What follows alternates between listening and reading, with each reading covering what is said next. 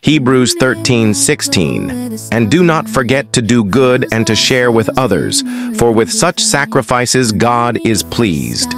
It's a simple but powerful reminder that doing good and sharing with others matters deeply to God.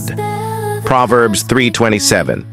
Do not withhold good from those to whom it is due, when it is in your power to act. Huwag mong ipagkait ang kabutihang kaya mong ibigay. Sa bawat kabutihang itinatanim, may biyayang aanihin sa tamang panahon. Maikling panalangin.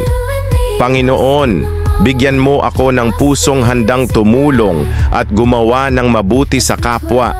Turuan mo akong maging bukas palad at maging daluyan ng iyong pag-ibig.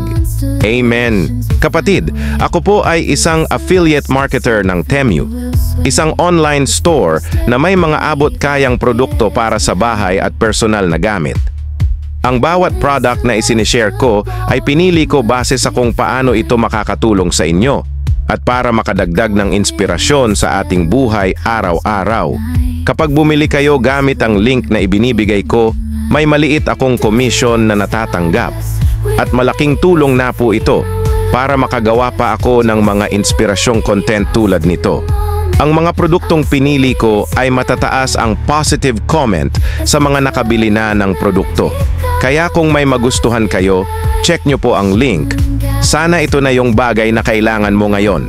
Join the community, comment below, and subscribe to connect with like-minded people.